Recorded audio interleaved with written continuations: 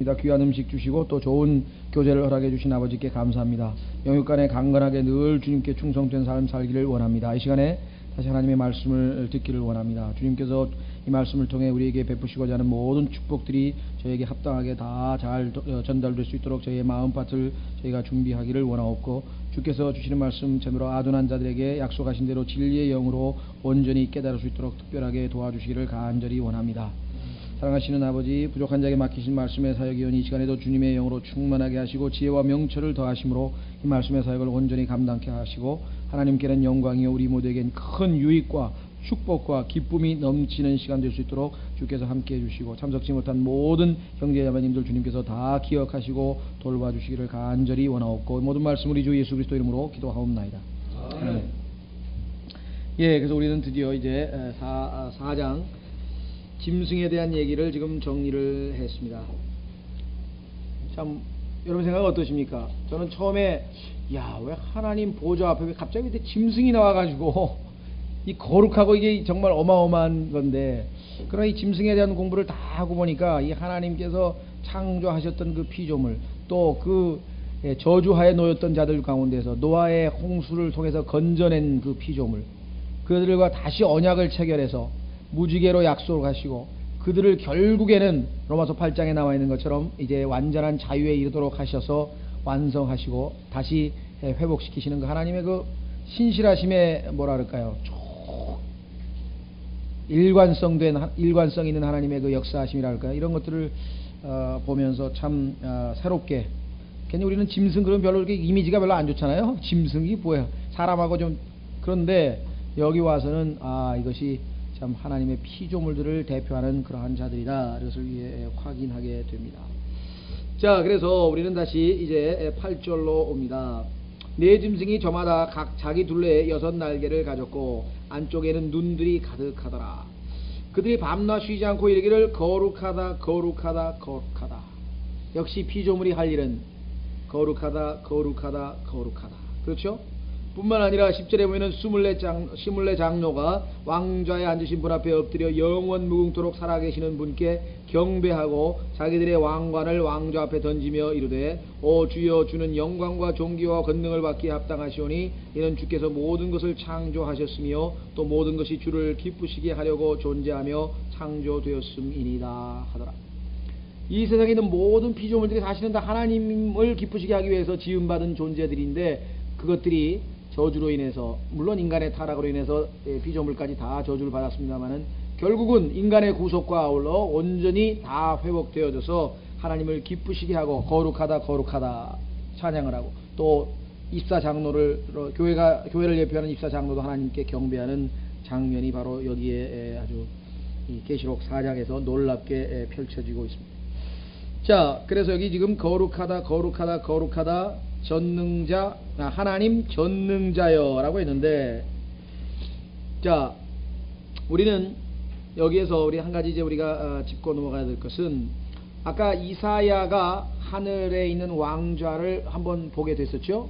근데 거기와 지금 그때는 이제 이스라엘이 아직 이제 예루살렘을 심판하시기 전에 하나님께서 이제 이사야에게 그 메시지를, 예언자로서의 메시지를 전하기 위해서 지금 일시적으로 보여주신 건데, 지금 이 상황과 이렇게 대조해 보면은 여러 가지 차이점이 있을 수 있다. 즉 하나님의 그 거룩하심을 지금 온전하게 지금 보여주고 있죠. 계시록 4장의 환상을 보면은 모든 피조물들이 거룩하다 거룩하다 거룩하다 이렇게 지금 이야기를 하고 있는데, 이사야의 경우에는 하나님께서 이사야에게 입술을 숯불로 정결케 한 다음에 심판의 메시지를 이스라엘 민족에게 보내게 되는 그 사역을 맡기신 것을 보게 됩니다. 자, 그래서 우리는 이사야, 이스라엘 연관된 사역이라고 하는 것을 우리가 보게 되고, 자, 오늘 이 장면에도 보니까 아까 그 3절에 나와 있던 등불인데요. 5절에 나와 있는 등불. 자, 불이 이제 하늘로부터 내려오는 심판, 이건 이제 우리가 대환란 때 있게 되겠죠. 그런데 그것은 이사야에게 하나님께서 숯불을 가져다가 정결케 한 것과 이 땅에 남게 될 대환란을 통과하게 될 이스라엘을 정결케 하기 위해서 하나님께서 고난을 보내는 것과 일맥상통하다. 하나님의 목적은 이사야를 정결케 해서 하나님의 사역을 맡기는 거죠. 마찬가지로 이제는 이스라엘을 어떻게 하나님께서 정결케 하셔야 돼요. 그렇죠? 예, 정결케 하시는 일이 지금 하늘로부터 시작되려고 6절서부터 이제 우리 계시록 6장서부터 이제 그 일이 시작이 되는데 그 상황을 지금 우리에게 보여주고 있는 것입니다. 자, 근데 여기서 이게 하나님의 명칭이 성경에 다양하게 나오는데 주 하나님 전능자, 요 명칭은 구약에서 일관성되게 하나님께서 이스라엘과 즉 아브라함과 그의 후손인 이스라엘과 언약을 체결할 때 사용하던 명칭입니다. 이 명칭이. 자, 그렇다면은 이 명칭이 교회 시대 즉 2장 3장에서는 언급이 없겠죠. 아무래도 왜냐하면 하나님께서 이스라엘 백성과 언약을 체결할 때 사용하셨던 하나님의 호칭이라고 한다면 2장 3장에는 당연히 언급이 없을 것이고요. 물론 없었어요, 우리 공부할 때. 자, 그런데 1장에는 있습니다. 한번 확인해 보겠습니다. 1장에 나왔다가 2장 3장에 언급이 없다가 다시 등장하는 하나님의 명칭이다. 자, 계시록 1장 8절에 보시면 지금도 계시고 전에도 계셨으며 앞으로 오실 주 곧 전능자, 그래서 주 전능자라고 하는 이름이 여기 지금 언급되어 있습니다. 요번에도 전능자 하나님이라고 하는 표현이 또 나왔어요. 이게 전능자라고 하는 그 용어 누구랑 처음 만났을 때 사용하셨습니까? 아브라함에게 할례를 주실 때 엘 샤다이라고 하는, 물론 히브리 말로 엘 샤다이라고 하는 전능자라고 하는 이름으로 하나님께서 자기 자신을 나타내셨죠. 자, 그래서 우리는 4장에서 이제 교회 시대와는 다른 새로운 차원의 사역이, 하나님의 일이 시작이 된다고 하는 것을 이 칭호, 하나님의 호칭에서도 한번 재확인해 볼 수가 있습니다. 자, 그래서 이사야서 6장과 계시록 4장을 비교해 보면은 유사점은 뭐냐? 심판하기 직전의 모습이다. 그렇죠? 이사야를 보내서 예루살렘과 유다를 심판하기 직전의 모습. 거기는 스랍이 보였고 요번에는 그룹이 보였다.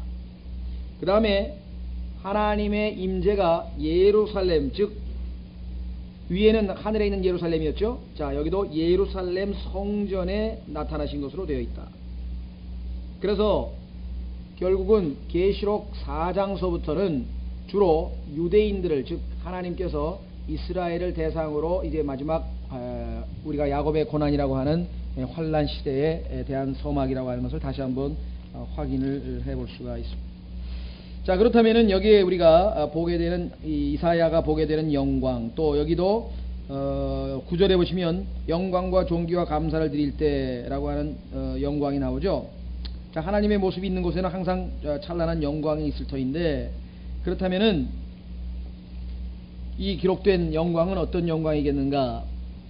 자, 성경에 보면은 영광이 머물러 있다가 영광이 떠났다가 영광이 되돌아온 사건을 기록해 놓은 성경책이 있습니다. 하나님의 영광이 이스라엘과 함께 했었는데 그 영광이 떠나버렸다가 나중에 다시 되돌아온 그 사건을 기록하고 있는 성경책이 있어요. 그것이 바로 에스겔서입니다. 아까 우리가 계시록 에스겔서 1장과 에스겔서 10장에서 생물과 그룹에 대한 자세한 정보를 얻었잖아요. 근데 바로 다름 아닌 그 에스겔서에 보면은 하나님께서 이 영광이 떠나는 장면을 보여주고 그 다음에 영광이 다시 되돌아오는 장면을 이 에스겔에게 특별한 환상으로 보여주십니다. 한번 확인해 보겠습니다. 자, 에스겔서 8장 4절.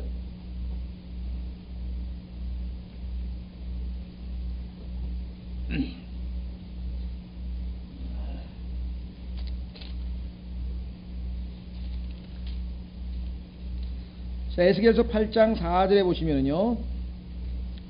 자, 1절서부터 보시면 하나님께서 이제 이 에스겔을 환상으로 인도하십니다.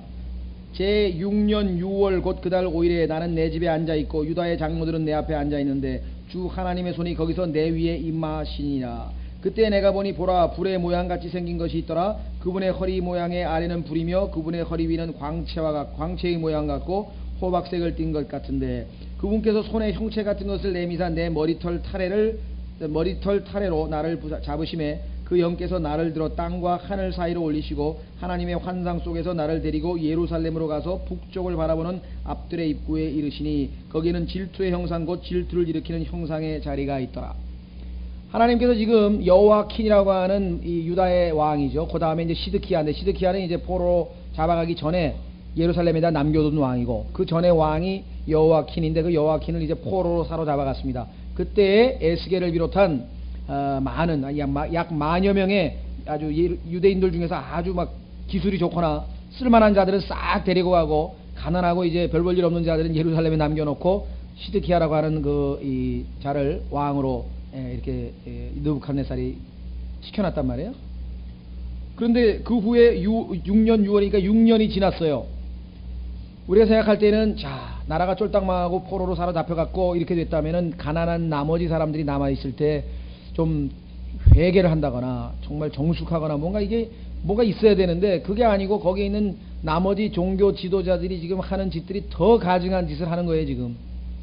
그래서 하나님께서 이 에스겔을 데려다가 얼마나 가증한 짓을 하고 있는지를 보여주면서 결국은 뭐예요? 그 성전에서 하나님의 영광이 떠나가는 모습을 보여주고, 예루살렘 성에서 영광이 떠나가는 모습을, 이제 더 이상 하나님이 함께 하실 수 없을 정도로 아주 더럽혀진 이스라엘의 모습을, 유다의 모습을 보여주시잖아요. 그 내용이에요 지금.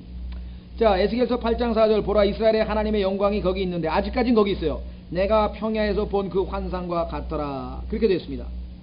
자, 그런데 그 다음에는 읽지 않겠습니다. 여기 보면은 가증한 일 보이고 뱀 그려놓은 거, 그 다음에 온갖 하늘의 별들, 약간 우상 숭배하는 장면이 쭉 나와요. 결정적인 것은 어디에 있느냐? 15절 14절부터 보시면, 그분께서 나를 데리고 북쪽에 있는 주의 집 문의 입구에 이르시니 보라, 거기에 여자들이 앉아서 단무스를 위하여 슬피 울고 있더라. 단무스가 누굽니까? 님롯의 아들이잖아요. 님롯의 아들이요, 님롯의 부인인 세미라미스의 아들이며 나중에 또 남편이 된 자. 이게 아주 또 복잡합니다 이게. 여기 또 님롯에 대해서 공부를 우리 과거에 공부하신 분들은 이제 알죠. 그래서 유명한 누굽니까? 토마스 만이라고 하는 사람이 이 성경에서 나와 있는 그 담론을, 그 구성을 따다가 나중에 소설 이름은 제가 잊어버렸어요. 옛날에 고등학교 때 읽어보니까, 소설 읽어보니까 희한한 소설이야. 분명히 그 아들이거든요, 아들. 근데 그 아들이 멀리 어떻게 딴 나라로 갔는데, 나중에 이 여왕의 나라가 위기에 처하니까 아들이 이제 구해주러 와요. 근데 아들인 줄 몰랐지 물론. 그런데 이제 여왕을 구해줬으니까 여왕의 남편이 돼야 될 거 아니에요. 그래서 이제 아들이면서 남편이 되는 이런 소설이 다 있나 그래. 나중에 알고 보니까 성경 공부하니까 그게 님롯의 족보에 해당되는 것이었어요. 자, 하여간 그 얘기는 여러분들이 두 바벨론이라든가 이런 책을 보시면 다 아실 테니까, 여기서 얘기하는 것은 그 탐무스라고 보통 얘기하는 님롯의 아들. 그러니까 우상숭배라고 있죠. 근데 이것뿐만 아니라 더 가증한 거, 이거보다 더 가증한 걸 보여주겠다는데, 하나님께서 보니까 태양에게 경배하더라. 바알 신앙이죠. 16절 다 읽진 않겠습니다. 16절 맨 끝에 태양에게 경배하더라. 동쪽을 향하게 한 채 동쪽을 바라보며 태양에게 경배하더라. 여러분들 가톨릭 교회 한번 가보세요. 어떻게 하나? 가톨릭 신부가 탁 해가지고 동그란 밀떡을 쫙 들죠. 이게 태양입니다. 동그란 밀떡 태양. 그래가지고 딱 돌아서 어느 쪽을 향합니까? 동쪽을 쫙 향해가지고 바라보면서 축복을 하죠. 여기랑 똑같은 거예요.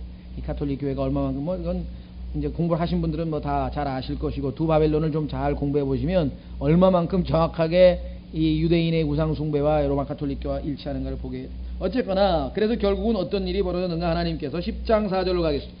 이런 가증한 일들을 다 보여주고 하나님께서 영광이 떠날 수밖에 없다는 걸 이제 증거하셨죠. 자, 10장 4절. 그래서 결국은 어떻게 됐는가?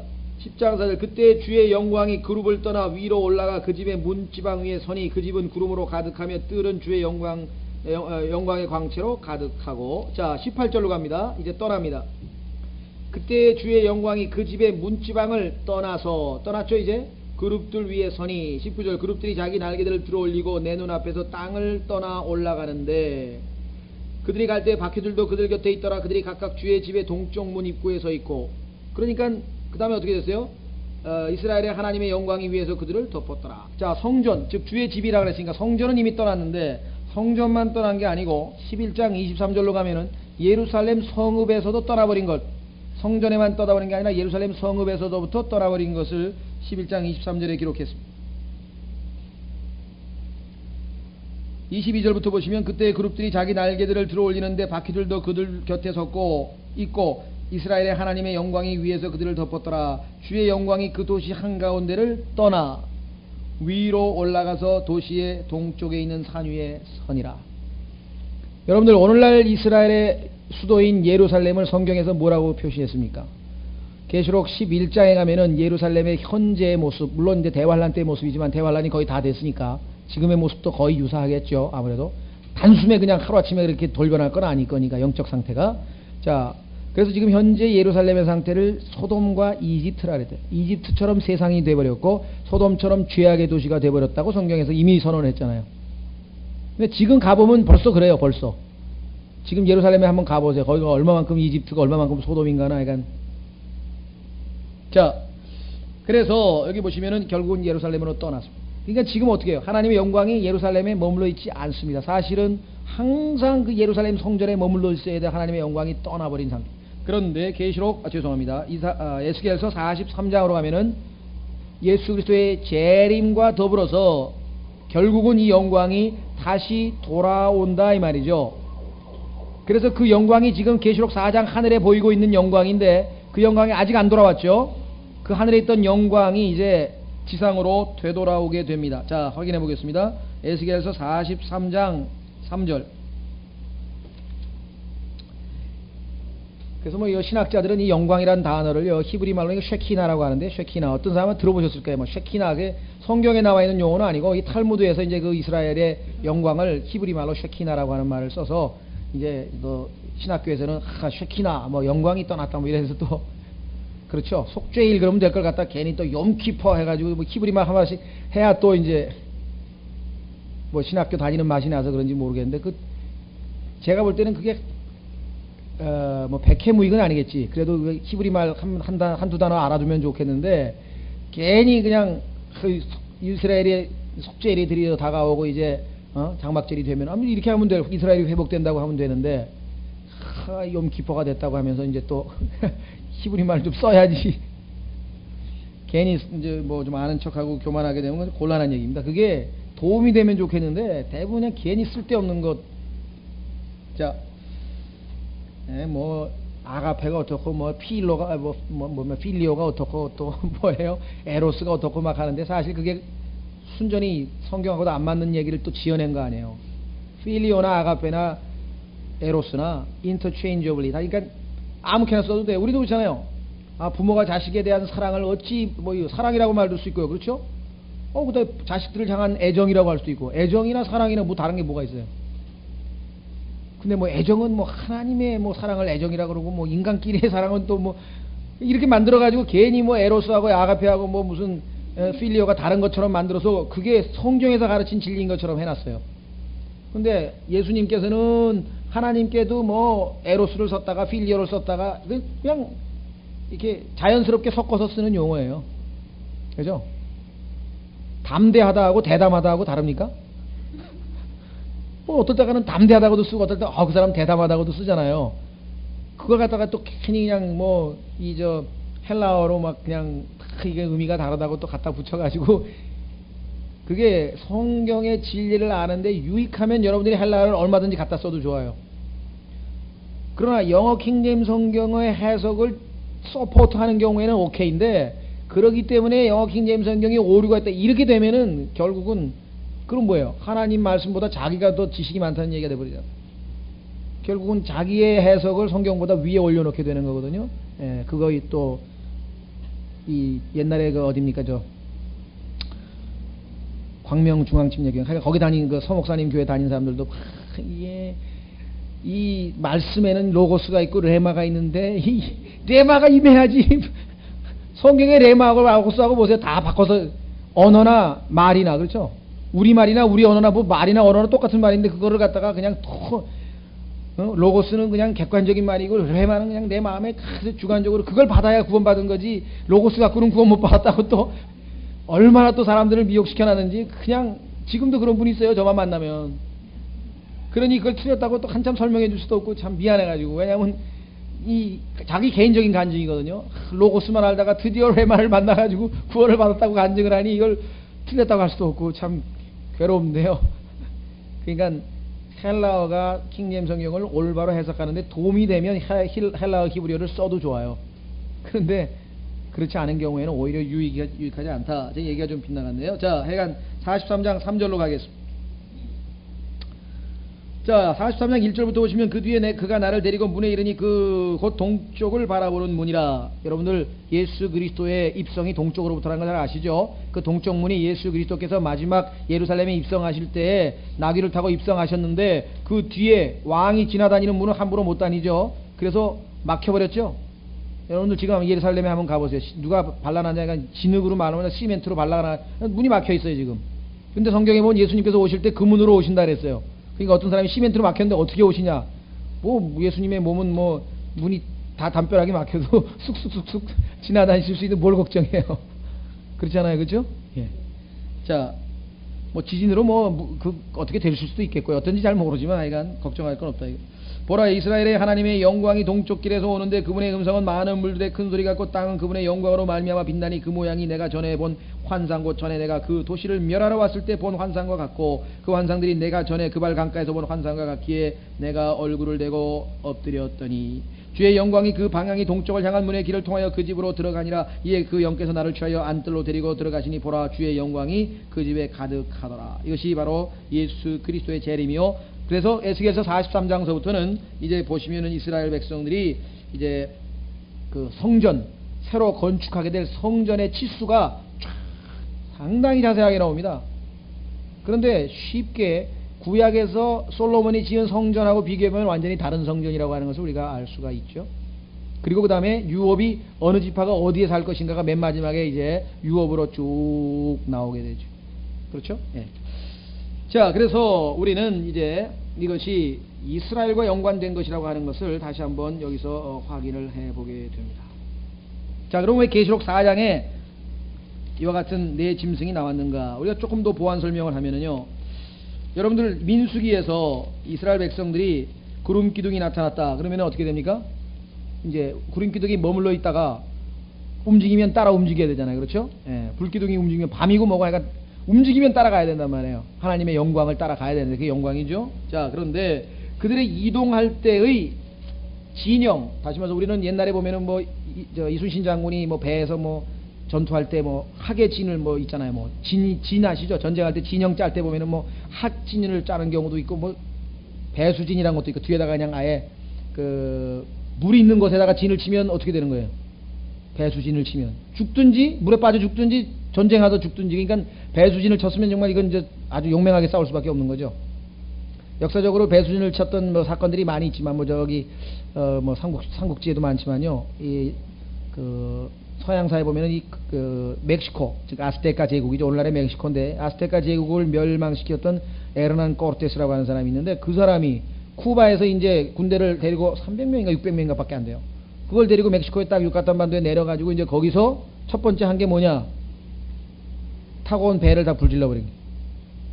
그게 뭐예요? 죽든지 바다에 빠져 죽든지 전쟁에서 이기든지 둘 중에 하나인 거지 이제. 그러고 싸우면 질 수가 없죠, 그렇죠? 예. 그게 아주 그냥 이제 필사적으로 싸우는 거니까. 자, 하여간 그래서요 그렇게 진을 짜는데 그 진을 어떻게 하게 되냐? 가운데에 하나님의 궤가 있고요. 그 다음에 그 사방을 레위 지파들이 여기는 안에 지성소를 메고 가는 사람, 뭘 메고 가는 사람, 그릇을 들고 가는 사람 다 또 분류가 돼 있잖아요. 다 그걸 들고. 그 다음에 이제 동서남북으로 이제 진영을 짜는데 제1진영이 이제 유다 진영이라고 이름을 붙였습니다. 근데 유다 진영은 동쪽에 있어요. 근데 그 동쪽의 유다 진영에는 이사갈 지파하고 수불론 지파가 옆에 보조를 해요. 그러면 세 지파가 한 진영을 만들어요. 그 다음에 이거 성경에 나와 있는 대로 정리를 합니다. 남쪽에는 루벤 지파인데 루벤 지파에는 시몬하고 갓 지파가 옆에서 보조를 해요.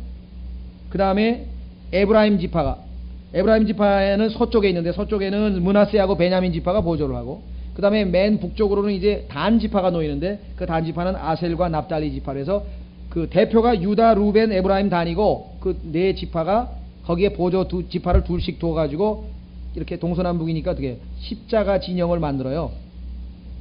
십자가 진영을 또 만들어요. 그런데 유다 진영은 깃발을 들고 가야 되잖아요. 성경에 보면 유대인들이 깃발을 들고 전쟁해야 될 거 아니에요. 군기를 높이 들고. 근데 그 군기가 유다 지파는 사자의 군기를 들고 갔다. 그건 히브리 유대인 역사가들이 기록한 겁니다. 성경에는 안 써 있어요. 근데 그 다음에 루벤 지파는 사람의 모습을 한 것이 깃발이에요. 에브라임 지파는 소예요. 황소. 그 다음에 단 지파는 독수리예요. 유대인 지파들이 이렇게 네 가지의 깃발을 들고 전진을 해나갔을 때 하나님께서 어느 곳을 지나가더라도 보호를 다 하셨죠. 저는 뭐 군인이 아니니까 잘 모르겠는데 그 우리나라의 그 해병대 소장을 했던 임경섭 장로라는 분이 계신데 지금 어디 계신지 모르겠어요. 미국의 극동방송 사장으로 갔다 그랬는데 한국에 계신지 미국에 계신지 잘 모르겠는데 이분이 군인인데요. 하나님의 군대가 어디를 가든지 승리할 수밖에 없다는 것을 민수기하고 뭐 레위기 그거 진영을 다 도표로 그냥 차트를 만들어 가지고 왜 십자가의 군대는 승리할 수밖에 없는가 그걸 군사학적으로 또 만들어 가지고 그냥 설명 한참 하는데 잘 못 알아듣겠습니다만은 하여간 하여간 자기는 하여간 군인이 입장에서 봤을 때는 이렇게 진영을 짜면 뭐 제갈공명도 뭐 진영을 짜잖아요. 이렇게 탁 뭐 좌우에 뭐 어떻게 하고 뭐 있잖아요. 그렇게 진영을 짜면 이길 수밖에 없다는 거예요. 그래가지고 뭐 성경에 대해서 또 아주 그런 발언을 하시는 분을 제가 약간 봤어요. 도표를 다 그렸더라고요. 여기 무슨 지파 동쪽 남쪽 서쪽 동쪽 북쪽 해가지고 하여간 하나님께서 하여간 이 성경을 가만두진 않으시는 것 같아요. 하여간 막 이렇게 해가지고 군사학적으로 입증한 것을 제가 본 적이 있었는데 어쨌거나 하여간 여기 보니까 이와 같은 진영으로 하나님께서 이동하실 때 가운데 정진영에는 누가 있습니까? 예, 하나님의 언약궤가 가고 있어요. 그래서 그들을 이집트에서 끄집어냈고 광야에서 보존하셨고 결국은 뭐예요? 여호수아를 통해서 하나님께서 약속의 땅으로 그들을 인도하셨잖아요. 그런데 지금 그 네 짐승에 지금 어디에 있어요? 하늘에. 그런데 지금 땅에는 이스라엘이 지금 출애굽 때와 똑같은 상황입니다. 적 그리스도라고 하는 파라오에게 신음하고 있어요. 그들은 지금 광야를 통과해야 돼요. 그래서 지금 어떻게 됩니까? 나중에 예수 그리스도께서 오실 때에 그분을 따라 어디로 들어가야 돼요? 약속의 땅으로 들어가야 돼요. 이것이 다시 재현이 될 것이라는 얘기죠. 자, 그래서 우리는 참으로 하나님께서 용이 주도하게 모든 것을 준비하셨다고 하는 것을 우리가 확인. 자, 그렇다면 이제 이스라엘 백성은 고난을 받을 준비지 광야를 지금 갈 준비가 다 됐다. 시기가 야곱의 고난의 시작을 알리는 시점이라고 우리가 확인을 해 볼 수가 있습니다. 자, 이 네 짐승에 대해서 마지막으로 조금 보완해 드릴 게 조금 더 있습니다. 그것은 뭐냐면 아까 말씀드린 것처럼 사복음서를 예표한다 그랬는데 자, 여러분들 예수 그리스도께서 유다 지파의 사자고 그렇죠? 왕으로 오신다. 마태복음이 바로 그와 같은 내용을 그렸는데 자, 사자라고 하는 것은 그야말로 뭐 아까 얘기한 것처럼 모든 가장 강력한 거라고 그랬고요. 그래서 최고의 권위, 힘을 예표하고 있습니다. 그래서 우리는 이 가장 성경에서 높이 평가하는 제국은 가장 강력한 그 제국이었는데 그것을 느부갓네살이라고 했어요. 그래서 느부갓네살의 제국은 머리인데 금머리로 돼 있었어요. 형상이. 그렇죠? 그 다음에 이제 조금 약해져서 은으로 돼 있고 그 다음에 노소로 돼 있고 그 다음에 철로 돼 있는 모습을 우리가 보게 되는데 이 최고의 통치는 그야말로 전제 정치입니다. 느부갓네살의 말 한마디에 누구든지 다 죽일 수 있는 그런 최고의 권위를 가지고 있었죠. 아주 강력한 통치를 자랑하는 그러한 국가, 그것이 바로 사자로 예표되는 유다 지파의 사자입니다. 그렇죠? 자, 그래서 예수 그리스도의 통치의 모습을 이 사자에서부터 우리가 확인을 해볼 수가 있다. 그런데 참 이상한 게 하나 있어요. 5장 5절로 한번 보겠습니다. 계시록 5장 5절에 보시면 여기에 장로들 중에 한 사람이 있으니 내게 이르되 울지 말라 보라 그랬어요. 누굴 봐요? 유다 지파의 사자 곧 다윗의 뿌리가 이기셨으니 그 책을 펴며 그 책의 7봉인을 떼시리라 하더라. 그래서 유다 지파의 사자를 보려고 딱 고개를 돌렸는데 6절 내가 또 보니 보라 왕좌와 네 짐승의 한가운데와 장로들의 한가운데에 어린 양께서 서 계시는데 전에 죽임을 당하신 것 같더라. 근데 왜 유다 지파의 사자의 모습이 보인 게 아니라 어린 양의 모습이 보였을까? 얼핏 보면은 좀 앞뒤가 안 맞는 얘기 같죠? 자, 유다 지파의 사자가 되시기 전에 예수 그리스도께서는 이 땅에 아시는 것처럼 어린 양으로 오셔서 모든 인류를 대신하여 하나님 앞에 희생 제물로 드려지신 분이었습니다. 그런데 그분께서 어린 양은 어떻게 됩니까? 우리는 쉬입도 아니고 양도 아니고 그냥 이거는 램이거든요. 어린 양이거든요. 어린 양은 얼마나 순결하고 나약하고 그렇죠. 그런데 그래서 죽었잖아요, 십자가에서. 그런데 어떻게 해서 여기서는 어린 양의 진노라고 하는 말이 나오느냐, 이거 생각해요. 어린 양의 진노. 자, 보니까 이 어린 양의 진노로부터 우리가 벗어나자 하면서 이제 6장에 보면 그런 얘기가 나오는데요. 어린 양의 진노. 안 어울리죠? 여러분들 글쎄 이게 비유가 적절한지 모르겠어요. 제가 공부를 하다가 나는 머릿속으로 알긴 알겠는데 이게 설명을 어떻게 해야 될까 그랬는데요. 여러분들 뭐 보통 이렇게 쌈 잘하고 사나운 사람이 뭐 또 이렇게 화내고 그러면 뭐 또 그런가 보다 그러죠. 근데 아주 너무나 유순하고 너무나 아주 참 누가 봐도 이렇게 아주 얌전하고 아주 차분하고 조용한 사람인데 그냥 그 사람이 화를 한번 내니까 정말 이건 뭐 그렇죠. 여러분들 그런 거 들어보셨어요? 이 착한 사람이 한번 화를 내면 무섭다. 뭐 이제 이런 것도 우리가 종종 얘기를 하는데 모르겠어요. 그게 맞는지 틀린지. 어린 양께서 진노하실 정도. 왜? 하나님께서 6,000년 동안 인간들에게 이 어린 양을 구세주로 받아들일 수 있도록 기회를 주셨는데 그거를 다 거부해 버렸을 때 이제 더 이상의 기회가 없는 거예요. 어린 양의 진노는 아무도 막을 수가 없어요. 이 어린 양은 다름 아닌 누구십니까? 유다지파의 사자의 그분은 온 우주의 지혜와 능력과 선하심과 모든 걸 다 해주고 계신 전지전능한 하나님이시거든요. 그 사랑의 어린 양, 사랑을 우리에게 보여주신 어린 양께서 더 이상 뭐예요? 참으실 수 없는 지경까지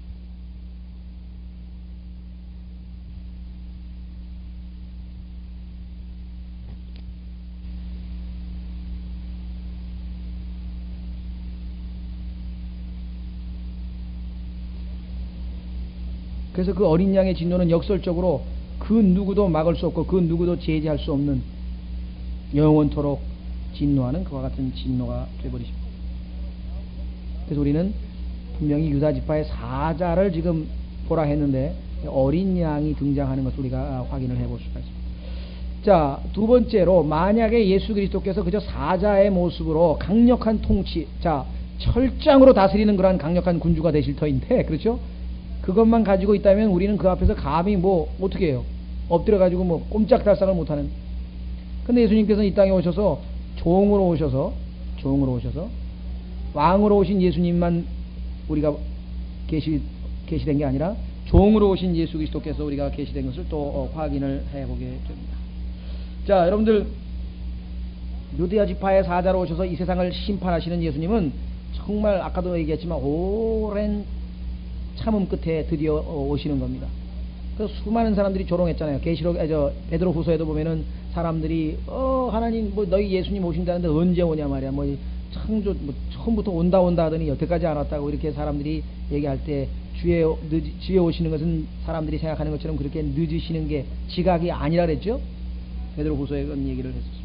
어쨌거나 그렇게 조롱을 많이 받고 사람들이 예수 그리스도의 재림에 대해서 비난을 많이 했는데 그 이유가 무엇인가를 우리가 베드로후서에서 확인해 볼 수가 있습니다. 왜 그렇게 더디 오시는가? 왜 그랬습니까? 베드로후서에서 말씀하시기를 하나님께서는 모든 사람이 구원을 받고 아무도 멸망에 이르기를 원치 아니한다. 그래서 그분은 본인이 스스로 이 땅에서 소가 되셔서 열심히 일을 했습니다. 예수님께서 사도행전 10장에 보면 얼마나 열심히 일하셨는가 그 일하신 내용이 기록되어 있습니다.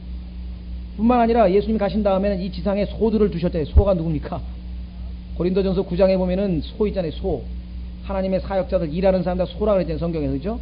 일하는 소에게 망을 씌우지 말라 하면서 그가 누구냐 하면서 바로 우리같이 일하는 하나님의 일꾼에 대한 얘기가 아니냐 하면서 사도 바울이 얘기를 했잖아요. 소들을 시켜가지고 이 땅에서 계속해서 사역이 진행되도록 하신 분이시다 이 말이죠.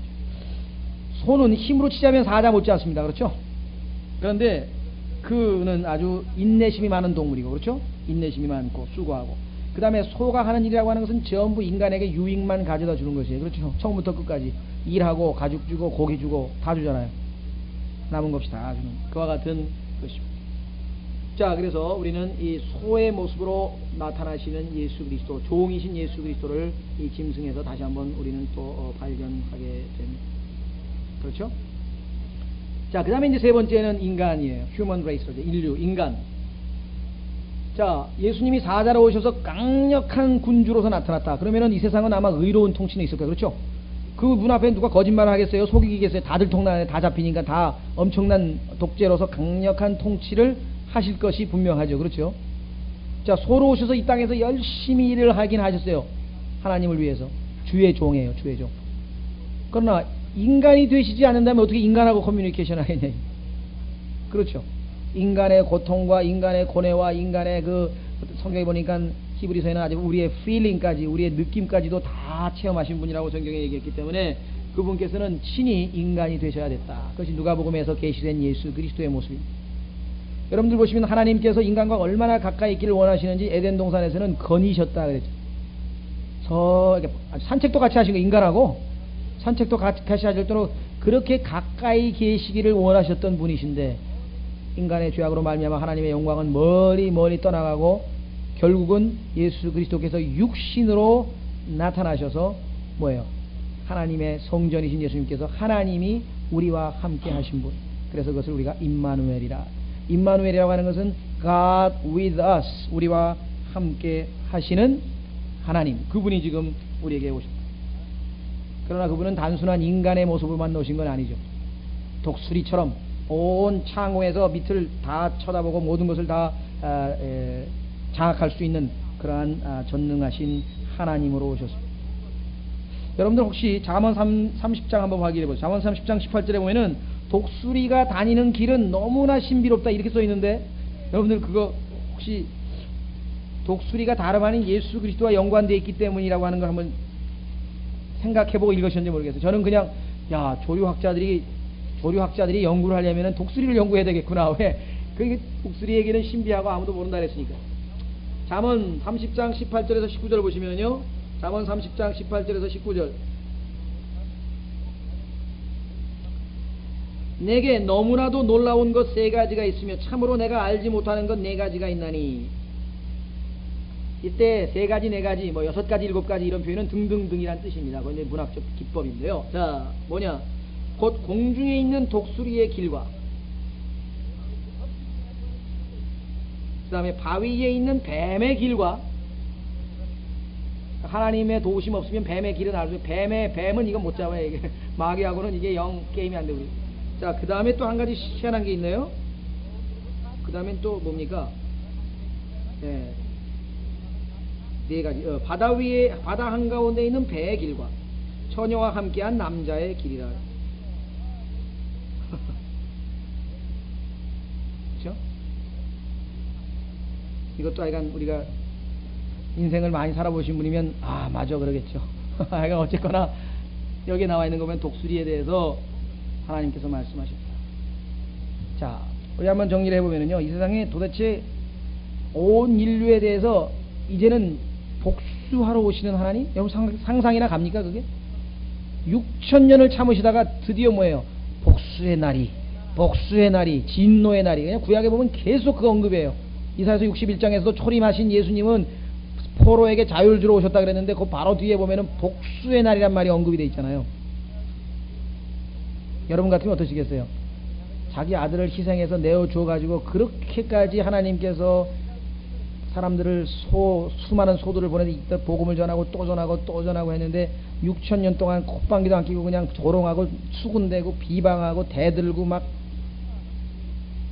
그 사람들은 마지막에 어떻게 해야 되겠습니까? 인간의 양심도 알아요. 그래서 어떻게 해요? 그냥 와서 그냥 싹 다 죽여야 된다. 그 유대인들이 있잖아요. 농부가 포도원을 세 주고 갔는데 말이지, 그냥 세를 받으러 보냈더니 또 죽이고, 그 다음 사람 보냈더니 또 죽이고, 그 다음 사람한테 또 죽이고, 아들 보냈더니 잘됐다, 상속자인데 이제 죽이고 우리가 갖자, 그래 또 죽이고. 그러면 나중에 농부가 와서 어떻게 하랴 했더니 그 놈들은 그냥 싹 다 죽여버리고 새로운 사람에게 세를 줄 겁니다.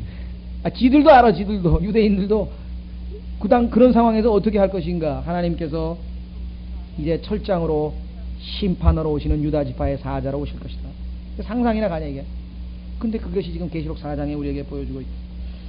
그뿐만 아니라 그러한 분께서 이 땅에 오셔서 소처럼 일을 하시고 참으시고, 다시 소들을 이 땅에서 세우셔가지고 그들로 하여금 계속해서 사역을 하도록 오래 참으셨다. 이것도 참 우리가 쉽게 설명이 안 가는 거죠.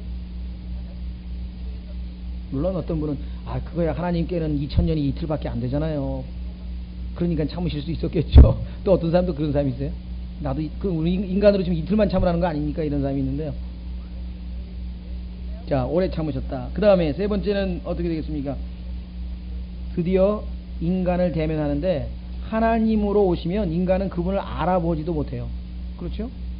그런 인간의 몸을 입고 찾아오셔서 인간과 같이 뭐예요? 어머니 뱃속에서 9달을, 나와서 젖을 빨고 자라나고 아버지 일을 돕고 어머니 일을 돕고 30년을 그렇게 인간처럼 사셨다. 똑같이. 자, 그래서 자기 자신을 알리고 그분이 인간으로서의 삶을 누가복음에 자세하게 기록을 했습니다. 그런데 그것만이 아니라 사실은 알고 보니까 이분이 뭐예요? God manifest in the flesh. 그분이 그냥 플래시로만 나타난 게 아니라 하나님이셨다라고 하는 사실을 또 우리가 얻지 않았겠습니까? 지금 우리는 다 배우고 아니까 이게 지금 다 구원받지 못하고 성경에 대해서 아무것도 없는 사람에게 이와 같이 하나님이 인간에게 모든 피조물의 특성들을 통해서 자기 자신을 계시하시고 이와 같은 모습을 보이셨다. 이거 뭐 도저히 받아들일 수도 없고요. 뭔 얘기하는지를 아마 전혀 감 잡지를 못할 것이라고 생각합니다. 자, 그래서 하여간 우리는 오늘 이 계시록 4장이라고 하는 것이 이게 사실은 어마어마한 내용들을 담고 있다. 그렇게 우리가 생각이 됩니다. 자, 10절로 가겠습니다. 몇 절입니까? 네, 9절. 그 짐승들이 왕좌에 앉으신 분 곧 영원토록 살아계시는 분께 영광과 존귀와 감사를 드릴 때. 자, 짐승이 이제 경배하고 그 다음에는 10절에 24장로가 왕좌에 앉으신 분의 앞에 엎드려 영원무궁토록 살아계시는 분께 경배하고 자기들의 왕관을 왕좌 앞에 던지며 이르되. 자, 여기 이제 온 지구는 의로우신 참된 왕이 속히 오셔서 왕국을 세우실 것을 지금 학수고대하고 있는 상황이죠. 7년간의 대환란을 통해서 하나님께서 자기 백성만 준비시키면은 이제 예수님께서 언제든지 즉석으로 왕으로 오실 수 있는 그런 상황이 되어 있는 것을 우리가 보게 됩니다. 그렇죠? 여기에 장로들이 함께 합니다. 자, 여러분들 사울이 사무엘 앞에서 했던 것과 한번 비교를 해보세요. 사울은 적그리스도를 대표하는데요. 사울은 죄를 저질러 가지고 두려움이 생겼어요. 그래서 만약에 사무엘이 사울을 좀 무시하면 장로들이나 백성들마저 자기를 무시할까봐 겁이 나가지고 장로들 앞에서 나를 좀 높여달라, 왕의 권위를 좀 세워달라, 그리고 아주 부탁하는 장면이 사무엘상 15장에 보면은 나옵니다. 왜? 그냥 비참하게 됐거든요. 하나님 앞에 시키는 대로 안 해가지고 사울이 사무엘을 통해서 하나님께서 이제 너는 끝이고 이제 내가 마음에 드는 다른 왕을 하나 세우겠다 이렇게 해가지고 지금 완전히 뭐 그 상황에서 뭐 비참하게 자기를 좀 권위를 좀 세워달라고 사무엘에게 부탁하는 장면이 나오는데요. 그것과 아주 대조적입니다. 여기는 장로들 앞에서가 아니라 장로들로부터 참 왕이신 예수 그리스도께서 경배받는 장면이 나오고, 그렇죠? 이들은 부탁을 하는 게 아니고, 그렇죠? 부탁을 하는 게 아니라 이 정복하시는, 즉 직접 이 세상의 모든 것을 평정하시는 그 왕의 모습을 지금 옆에서 지켜보기 위해서 이 24장로가 옆에 놓이게 되는 것을 보게 됩니다. 모든 것의 완성. 드디어 우리는 4장 10절로 가 있습니다. 24장로가 왕좌에 앉으신 분의 앞에 엎드려 자발적인 경배입니다. 누가 뭐 경배하라고 한 게 아니죠. 영원 무궁토록 살아계시는 분께 경배하고 자기들의 왕관을 왕좌 앞에 던지며 이르되, 오 주여, 주는 영광과 존귀와 권능을 받기에 합당하시오니. 우리 기도할 때 보면은 이것 가지고 기도하시는 분 많이 계시죠? 기도할 때 보면은 이런 기도 하시는 분들이 있습니다. 영광과 존귀와 권능을 받기에 합당하시오니 이는 주께서 모든 것을 창조하셨으며. 진화된 게 아니죠. 창조라고 하는 말이 명백하게 나와 있습니다. 더 이상 진화는 여기에 설 수 없습니다. 모든 것이 주를 기쁘시게 하려고 존재하며 창조되었음이니라. 결코 우리 피조물은 주인공이 될 수 없다 이 말입니다. 그렇죠? 우리 피조물은 결코 주인공이 될 수 없어요. 내가 존재하는 목적은 하나님을 기쁘시게 하기 위한 것이에요. 그 목적에서 벗어난 것들이라고 한다면, 그래서 우리의 그리스도인이 된 이후의 삶의 첫 번째 목적은 여러 가지 뭐 하나님께 영광을 돌리기 위하여, 하나님의 일을 하기 위하여, 선한 일을 하기 위하여 다 맞는 말입니다. 그럼 한마디로 요약하면 뭐예요? 하나님을 기쁘시게 하기 위해서 우리는 존재하는 자들이라고 하는 사실. 자, 그래서 우리는 이제 드디어 아주 상당히 긴 시간을 들여서 4장을 살펴봤습니다. 예, 우리 계속해서 약 10분 정도 5장에 들어가서 이제 드디어 그 다음 모습으로 넘어갑니다. 자, 첫 번째, 또 내가 보매 왕좌에 앉으신 분의 오른손에 책이 있으니 안과 뒷면에 글이 적혀있고, 앞뒤로 글이 적혀있다. 물론 뭐 오늘날 책도 앞뒤로 글이 적혀있지만요, 옛날에 그 뭡니까, 이 두루마기라고 그러죠. 두루마리들이 보면은 앞뒤로 다 글이 적혀 있게 되겠죠. 그래서 이사야서를 예수님께서 이 땅에 와서 펼칠 때도 두루마리 펼쳐가지고 읽으셨잖아요. 예. 자, 7 봉인으로 봉인되어 있더라. 또 내가 보매 힘센 천사가 큰 음성으로 공포하기를 누가 이 책을 펴며 이 책의 봉인들을 떼기에 합당하냐 하되 하늘이나 땅이나 땅 아래에 능히 그 책을 펴거나 들여다볼 사람이 아무도 없더라. 자, 우리 봉인이라고 하는 것은 성경에서 두 가지 예가 나와 있습니다. 첫 번째는 뭐냐면요, 소유권을 확인하기 위해서. 그래서 이 봉인을 딱 하면은 그 봉인한 사람 거라는 거죠. 소유권. 자, 두 번째는 아무도 그 안에 있는 내용을 보지 못하게 다시면서 비밀을 간직하기 위해서. 열어보면 안 되죠. 여러분들 뭐라나요? 입시. 저도 과거에 한번 출제하러 들어갔었는데, 출제하러 들어가가지고 이제 전부 출제해서 인쇄가 되잖아요. 마지막으로. 그러면은 그 스카치 테이프로 딱 붙이고, 그다음에 도장 찍고, 스카치 테이프로 붙이고, 그게 이제 봉인되는 거죠. 그럼 더 이상 이제 열면 이제 그건 이제 위배되는 거죠. 왜? 비밀을 지키기 위한 거죠. 자, 여기에서는 문맥에서 보니까, 계시록의 특성상 숨겨진 것들을 이제 밝히 드러내는 거라 그랬잖아요. 그렇죠? 그래서 문맥으로 봤을 때는 두 번째에 해당된다. 다시 말하면 아무도 이 비밀을 열 수 있는 자격이 없는데 그것을 열게 된다라고 보는 것이 아마 좀 낫지 않겠는가 싶습니다. 이거는 여러분들 계시록 12장에도 다니엘서 12장에도 다니엘에게 이것을 봉인하라. 이제 아직은 열 때가 아니라고 얘기했고, 계시록 22장 10절에도 보면은 이게 인으로 인친다는 얘기가 바로 그런 얘기입니다. 물론 에베소서에는 우리를 성령께서 인친다고 하는 소유권을 주장하는 경우도 있죠. 그래서 이 두 가지 경우에 이 계시록 5장의 경우에는 아마 후자에 속하지 않겠느냐. 자, 두 번째, 또 내가 보매 힘센 천사가 큰 음성으로 공포하기를 누가 이 책을 펴며 이 책의 봉인들을 떼기에 합당하냐. 이것이 질문이냐 아니면 선언이냐. 문맥으로 보면 이게 질문 같지는 않아요. 몰라서 지금 물어본 게 아니고 도대체 그 누구도 감히 이 봉인을 뗄 만한 자격을 갖춘 자는 없다. 아무도. 어린 양이신 예수 그리스도 한 명만 빼고는 없다는 그 얘기를 지금 하기 위해서 지금 선언하는 거죠. 그래서 어떻게 보면은 몰라서 물어보기 위한 질문이 아니라 강조하기 위한 그런 의미로. 그렇죠? 우리도 그런 말 쓰잖아요. 그걸 누가 몰라? 그럼 다 안다는 소리죠. 여기서는 그런 사람이 있느냐, 그러니까 합당하냐, 그러니까 합당한 사람이 없다 이거. 누가 이 책을 펴서 이 책의 봉인들을 떼기에 합당하냐 하되 하늘에나 땅에나 땅 아래나 능히 그 책을 펴거나 들여다볼 사람이 아무도 없더라. 이렇게 지금 돼 있어요. 자격을 갖춘 사람이 아무도 없다. 그 책을 펴거나 읽거나 들여다보기에 합당한 사람이 보이지 아니하므로 내가 많이 울었더니. 자, 다니엘도 보면은요, 이 하나님께서 뭔가 환상을 보여줬는데 그 환상을 깨닫고 싶은데 무슨 말인지 몰라가지고 막 너무 고민하는 장면이 나오죠. 다니엘서에 보면. 여기도 지금 그 안에 있는 놀라운 진리, 그 하나님이 딱 봉인했던 그거를 지금 알고 싶은데, 근데 그 내용이 뭐예요? 보니까 하나님께서 야곱의 고난을 통해서 이스라엘 백성들을 심판하시고 결국은 자기 백성을 하나님 품으로 돌이키기 위해서 계획해 놓으신 그 환란, 7년간의 환란이요, 그 다음에 나중에 또 3년 반의 대환란이 기다리고 있는 거 아니에요? 그게 다 인을 떼는 거 아니에요? 그렇잖아요? 예. 자, 그래서 많이 울었다라고 했습니다. 우리 옛날에 제가 말씀드린 것처럼 복음성가에 보면은 저 하늘에는 눈물이 없네, 그런 찬송이 있다. 저 하늘에는 눈물이 없네. 우리 아마 찬양집에도 아마 있는 것 같은데, 성경에 보니까 저 하늘에 눈물이 있습니까? 없습니까? 있네요. 그렇죠? 저 하늘에는 눈물이 없네가 아니고 있어요. 언제 없는가? 그거는 여러분 아시잖아요. 계시록 21장 4절에 가야 모든 것이 완성된 다음에 더 이상 우리의 쓰라린 과거가 전혀 보이지도 않고 기억되지도 않는 그때가 돼야지. 우리가 하늘에 가면 얼마나 많이 지상에 있는 내 친구, 아니 나만 올라오고 나만 휴거됐고 걔는 못 올라왔구나, 그 생각하면 눈물이 안 나겠습니까?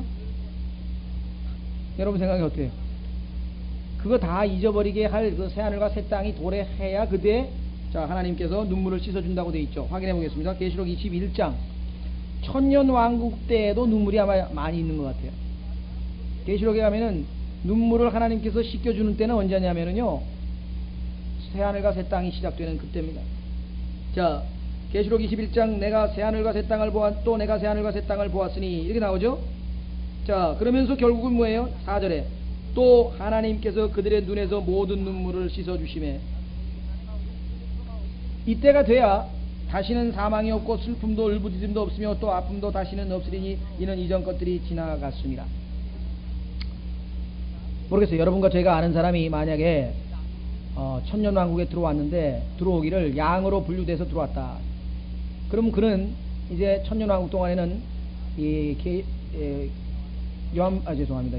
마태복음 5장에 나와 있는 산상설교를 헌법으로 꾸준히 지켜야 합니다. 행함으로 그의 의의를 보여줘야 된단 말이에요.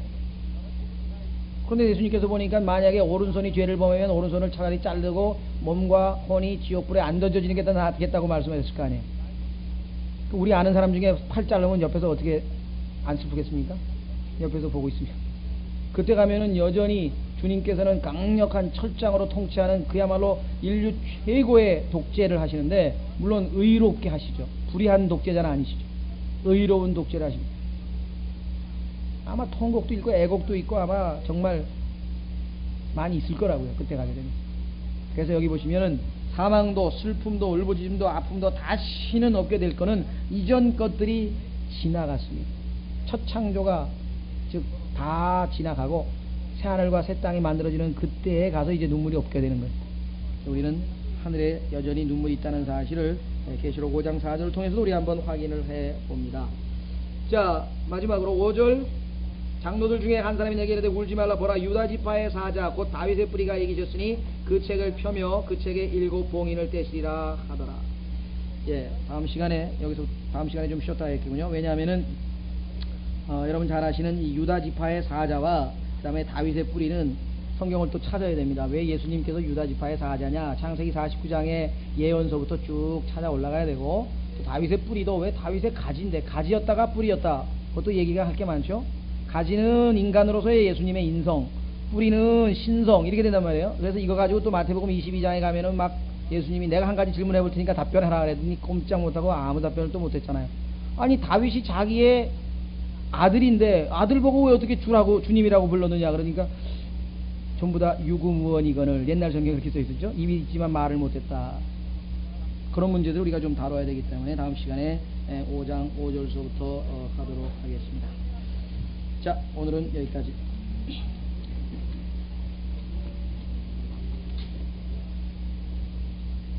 아이고, 멀리서 일부러 또 오셨네. 우리 임 목사님 김밥 기다리셨으니까 드시고 가십시오.